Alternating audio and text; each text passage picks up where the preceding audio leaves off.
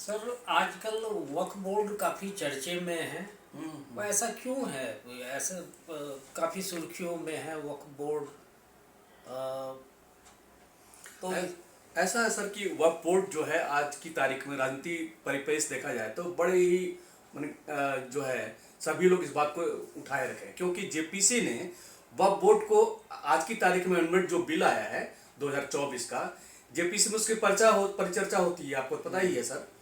तो इसमें ऐसा है कि विरोधी जो जो अपोजिट है, खासकर स्पेशली खड़गे साहब, वो इसलिए कह रहे हैं, वो कह रहे हैं कि इसमें जो हमने पास किया था जेपीसी में उसमें उन्होंने डिलीट कर दिया है।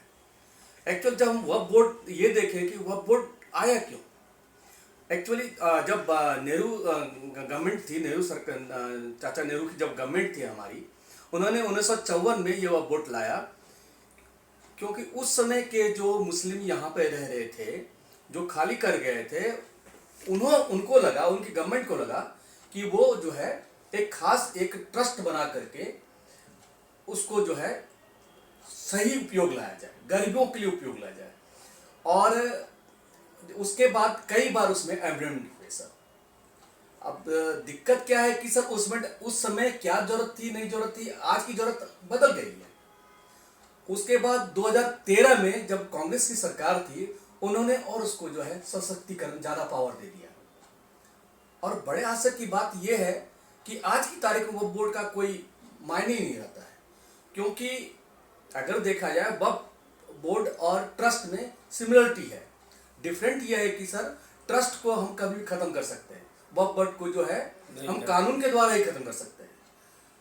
ट्रस्ट में जो पैसा होता है, जो भी होता है, कुछ लोगों का होता है। वक्फ बोर्ड में एक सामाजिक तौर पे कोई दान देता है, वो वक्फ बोर्ड में आता है। और वक्फ बोर्ड का एकमात्र जो है पर्पस है कि जो गरीब हैं, जिनके पास खाना नहीं है, किसी को बेटी की शादी करनी है, सामाजिक तौर पे उसको ऊपर उठाना है, उसके लिए सरकार ने उस बिल को लाया था। इसका मतलब ये हुआ है कि कांग्रेस सरकार ने वक्फ बोर्ड को काफ़ी मजबूती दे दी। और वो मेरे हिसाब से कि जिस प्रॉपर्टी पे वो अपना कब्जा करना चाहे या जो भी है, अपना हिस्सेदारी जताना चाहे, वो जता सकते हैं। सर यही है, लोगों को बड़ा कंफ्यूजन है। उसमें क्या हुआ था सर कि इस पर कई बार जो वक्फ बोर्ड के मेंबर्स होते थे, वो सोचते थे हमें फुल पावर है, वो किसी भी प्रॉपर्टी को वो कहते थे वक्फ की प्रॉपर्टी है। क्यों? उस समय मुस्लिम रहा करते थे, उस समय कोई राजा का वहां पर शासन हुआ करता था। और बड़े आश्चर्य की बात यह है कि सुन्नी वक्फ बोर्ड ने, सर वो बोर्ड भी दो भाग में है, एक शिया वक्फ बोर्ड, एक सुन्नी वक्फ बोर्ड, और उसमें भी कई फिरके हैं। सुन्नी वक्फ बोर्ड ने ताजमहल को 2005 में यह कहा कि वक्फ बोर्ड की प्रॉपर्टी है। इसकी वजह से क्या हुआ सर, जो एएसआई है, जो पता ही आप एएसआई बताने की जरूरत नहीं है, एएसआई और वक्फ बोर्ड में हमेशा तकरार रहता है, क्योंकि एएसआई कहती है कि ये हमारे सर्वे वाली जमीन है, ये इस पर हम अनुसंधान करेंगे किसका है नहीं है, उस पर उसको नए तरीके से स्थापित करेंगे।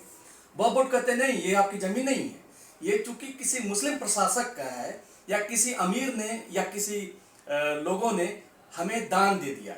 अब बड़े आश्चर्य की बात यह है सर, वक्फ बोर्ड में जो प्रॉपर्टी दान दी जाती है वो अल्लाह को दी जाती है, अल्लाह के नाम से दी जाती है। अच्छा।